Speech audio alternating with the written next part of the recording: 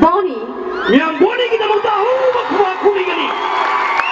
Yang nuai bahawa play makhluk mami am tu kurang tamzeh betul ni. Mathan ke artis, Mr. Kaboklei Inaocha. Yang bahawa kuri kali, ikut kali betul kami am tu kurang tamzeh ni lebusi. Hey, lo sana tu dia. Nanti stay kerana tahu ya betul.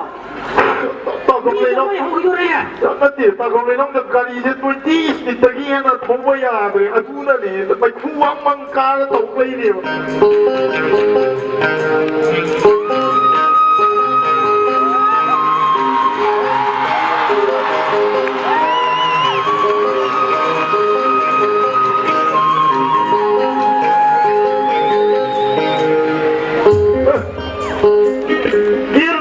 Kunci, tu macam mana sih?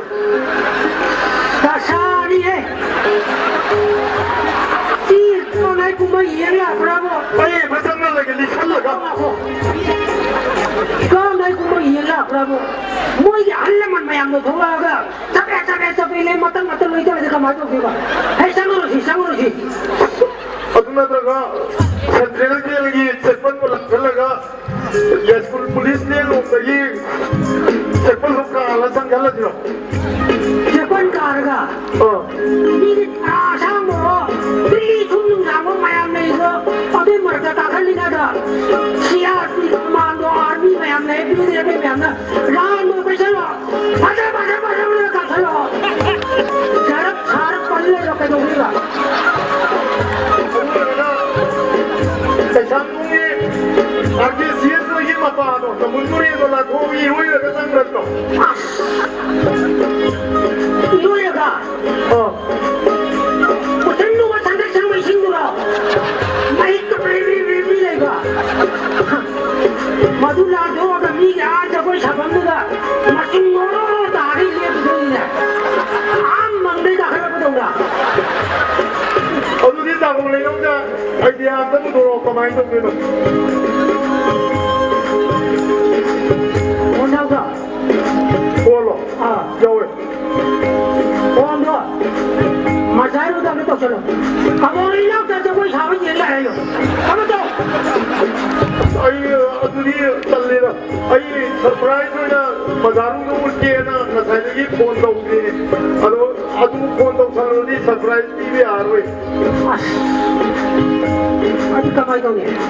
Aduh tak boleh nak cakap idea apa tu boleh. Kau itu kerana tu. Aduh ni ini sudah sumpah mana ni.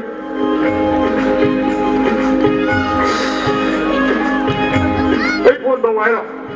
Phone tu betul. Toki tu ni tu.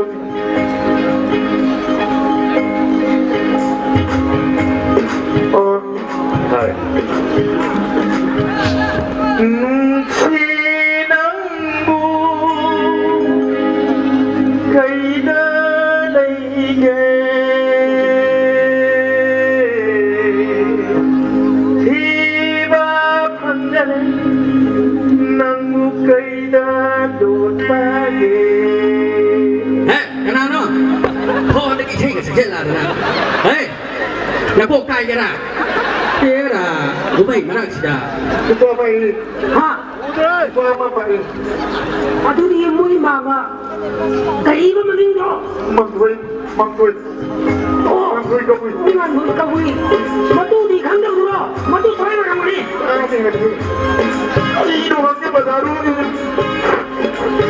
Langmu paisoi setula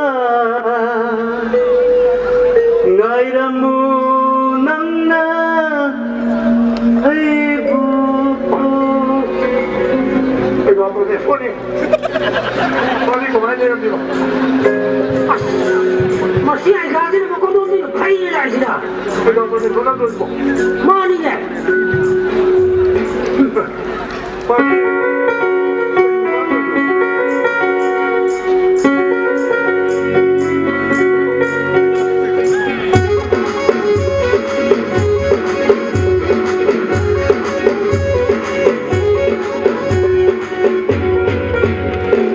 Jangan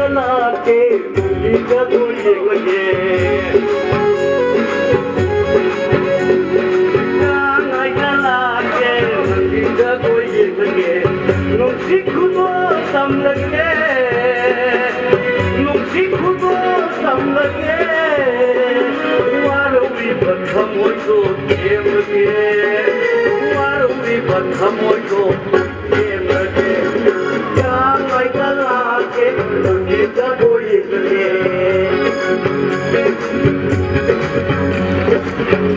에이 라가라노 Mikit maya itu gari furang gitu ya.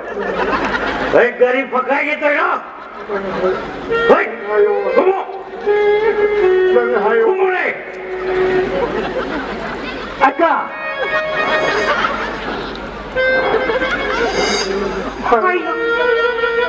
Hai jual juga. Hei, naming hewan ke kau? Oh iya, hai.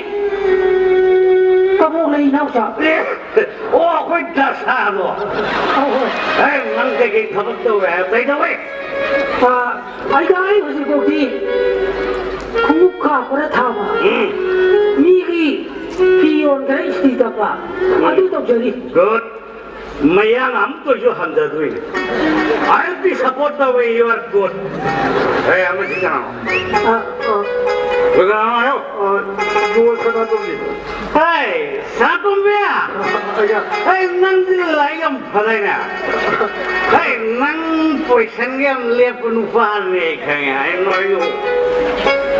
Hei, nang di dress di kaya. Hei, nang si action dia tu apa? Tong dia ya, gang ai, jemu yang lah penuh macam no yang penuh kian, nama ini yota. Enu gang ayau lagi ro. Gang ai olay. Ayau lagi ni. Ai gai apa? Jom. What's up? Ada ai gai. Hai jual juga. Ini pion juga. Long tini sana soi dah. Hei, nanti hei, mitan, cakun jalung ni ni. So istimewa zaman yaro direct kapselem ni ni, nang ni di. Aduh tu ai gai. Biar tu kali. Siro, sinna hanga dumi ya.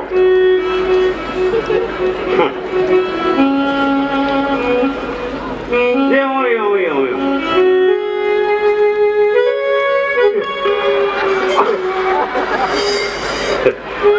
Hei, sakum jatpa, janjang thong jatpa koi di, jauh koi matung nak modify jauh jang. Apa ini ya? Nekit tahap dia tu, nekit tu pun ada. Hei, tunggu. Nekit tahap si kai si absolu. Kobar kum jalan jalan ni, nang dia. Si Abaiga, segap keseh, pulinggi hangra, Puling aja ke? tupok tupsen jabi, Kau puling tu orang tadi kan apa? sip puling tak tupsen laga tau tu hangra, Ini aku yang dok dia ni. era pulinggi aja kau ni satin negatif kapok pakai hangra. Aduh main tu, main nak kata ada order tu orang ni. Hei city orang ni. Aku nak aduh ni puling mana kau itu orang mana tu ni? Hei ang kau nak jak si tuang kalau. Ni si yang ni lah. Order perpecani tu hendak kerja humlang kalau. Main number je sipur tu ini je. Ngasai ki jani ki posin jauh menjelakan ensang tu waloi tra. Aduh ubah sini ye lagi kuan arway na. Aduh ini makfok sida si makfok je pak satu eraga number pakai pikat. Oh, sida ida. Jar lagi salah tu. Masanya macam mana? Masanya macam makfok sida macam only one. Si di number dia. Si oleh Januari baik pergi saran Januari jenis number dia. Number dia. Sidam jauh jenis number 15. Number dia apa lagi pun? Yang lain 5 lain, 10 lain, 10 lain, 12, 15. Aku ini panah itu. Panah ada 16 review, 17 review, 18 review itu. Oh, aduh main itu. Aduh keno number 5 ni chana ma ji khwadi ke kaman no number se kai roga why the number keno se 10 number 10 se mai đi ra technology sau cái này nè adu di ai ga sat khong ma ni ne ko le keno ngai ku patun kira patun dong ngai ko di yang ngai hoji ai khoi na cha khong ba gi patun to ba ba mo men chatra adu jik ti sat ta thya ai website am launch to Tadi mami ko website. Ai website ro. Khabai checkup.com. Maduki .com tu sa ek chang mada ko tak nam mada prithibi da lebo bamun chak khombagi list or thola do. Nam bhai ye. Bhai. Nang aduni ke no to ya ni ne akoi ki dakhina ga pi ma gi no isa khong mo ga dakhina ga pi da Dakhina ga wai hayak koi de no internet da de ta hang ha. internet ke yo Ye mong ai ai ke tha de. Wa me for ai ai tha yo ai ni ke yo khabai je ga .com yau ne. yo ni samurai la ko Yau ne. Ai profile yau ne. samurai la ko Prameswar Sharma Lekham Keishamthong Longjam Lekai ES50 Right. Merit Specialist in Pakora Thuma Sindhu ne majoro thot de mathang. Guru Mayunkan Hai Sharma ES30 Unmarried Bamole Kai Mange Makhom Specialist in Hawai Jar Sagan Thuma Hai, madui bamun masak banyak na jadi. Ibu mana na masak singa perat di mana. Orang ngong dari mana. Adu dia Pasal dakhina pi ma gi ngai na hang jar yu do adui mo ni ka mai tong na ke anong mo Dah kinapi lagi ngai phone noi. ni dai tong ai Ai kau kan. Number ai kan melo ai hai. Zero aku memangda 096677856124. Phone back dong.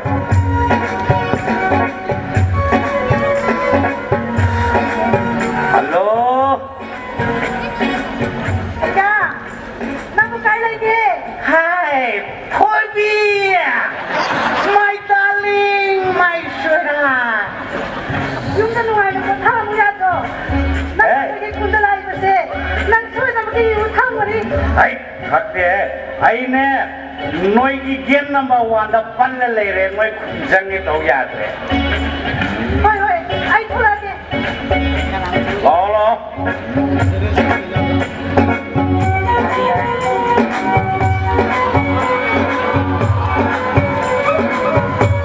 ai ja Hai. nang ka ki to ni si kai no Thoibi. ka lai ni ma nam no ai ni yu tha ka na nang yu ma sa tha ku lai ni si ka lai ni no ai ja Hey. ai ga mo yu tha pa to ni hai na ku si wa ki ba dai ne ai ja ai ni ne ma si tho ba ka bui da lai sa no lai ni ngai da ai ku la si ne ka la ko bang bi ai ni yu hai ni ki tha ki ba lai ti ai ja Ria. Nang le lai sare ngai da. Ai ne yu sot tang ok sela gang ai la ko do ning jang ak thak ni. Soi sti pu ja ma phang da gi na. Yum da sang da bi da direct gang ai ku mai yaw gi la lai ne yam de. ado Ah.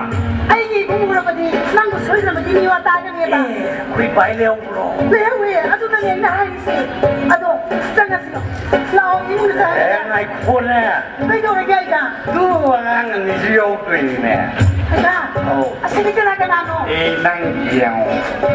ไปแล้วคุยที่กันนะกันนะเนาะน้ำมันอยู่ในฉลองเนี่ยทำไมเนี่ยไอ้กระบอกเลยนอกจ้ะโอ้กระบอกเลยนอกจ้ะสนามตรงนี้นั่งเชียวนี่แต่ นะนั่งดูมาปาลำนักคดีน้องจักรตำบลแล้วสักที่บันไดเนี่ยอะดูนั่งอุ้ยก็นั่งแต่ตัวทุลาบหรอนั่นเนี่ยเนี่ยเท่านั้นอุ้ยนั่นเนี่ยกางไอ้ยี่มาตั้งยกฉลากกันเลยกางไอ้ยี่มุงจานี่มาคนตาละถ้าพอมีน้ำตาลิต้มนั่นเลยว่ายี่โฮสเทลนะจริงๆมันมาเป็นล้านแล้วก็กางไอ้ยี่มุงจานี่คนเดียวนะผมมันก็มาลังมันหัวมาก็ปวดเลยอันนั้นไอ้ยี่โฮสเทลยี่ของเราเนี่ยดิฉันละก็ไอ้นักโกงเขาฉันละก็ทำมวยเนี่ยไอ้ยี่เลยนะมาดารุนั่นจะโวยสาวยี่กันนั่นละกันนี่นะอันนั้นไอ้นี่กางไอ้ยี่มาตั้งยอมมาเลยที่นี่เห็นนะปากนี้เนี่ยเท่านั้นเองว่างามเลยดียำให้ดีก็ไอ้เจ้านับพาลงเมื่อกี้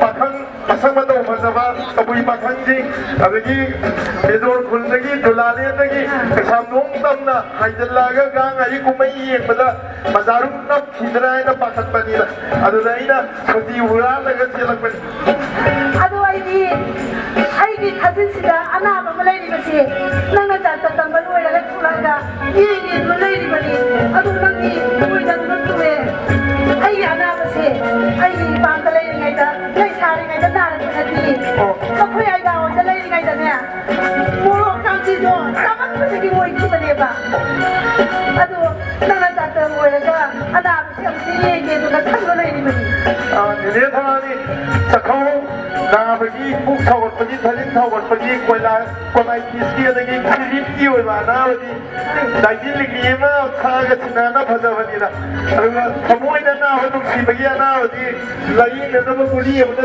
สาวกันเนี่ยผมจะรู้เลยสิคุยนั่นทำมันจะยอมเนี่ยอันนั้นคุยสีแนวสีนี้ยอมมันเซ็นชั่นมาบัดทุกใจทันแล้วก็กางไงไล่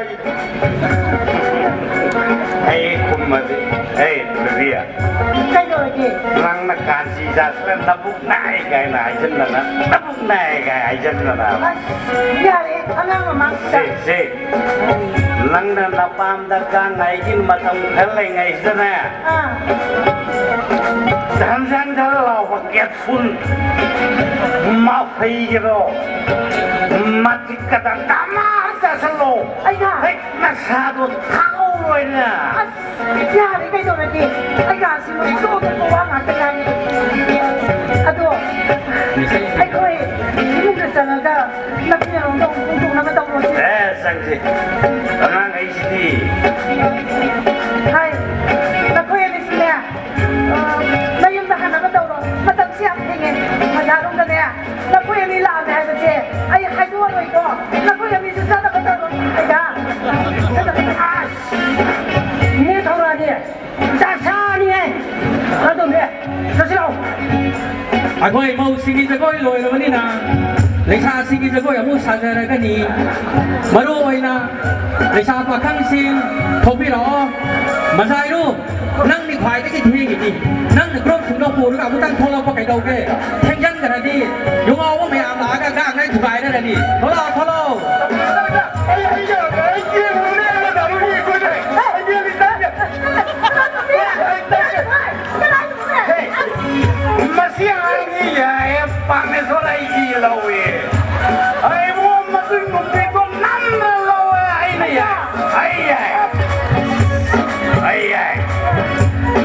ที่ทำไมจะเป็นแบบนี้วะอาสาคุยมึงด่าลูกเนี่ยช่วยเราไม่เข้าเลยนี่วะก็ฉันต้องมาดักเตอร์นี่ไงเนาะใครที่ดักเตอร์เวลานี่ไงเนาะอะตัวป้าเป็นใครเนี่ยป้าเป็นลูกมันช่วยเราดักเตอร์เวลานี่อะตัวนั่งนี่อยู่ท่าต้องเสียไอ้ตัวตายไปที่เด็กไม่มีอ่ะมาดิปีกเราดักเตอร์นี่แหละไอ้ดิมณีปูร์สนาเลยปากสินะอามาเซ็งเลยเบียร์ร้อยใครเบียร์ร้อยให้กันนะนั่งโลระกะกูดังจันดังมันรวยนะมุกจะเลยป่ะโซเชียลไซติสฟังวันพรามิสฟอร์นะไอ้ด้า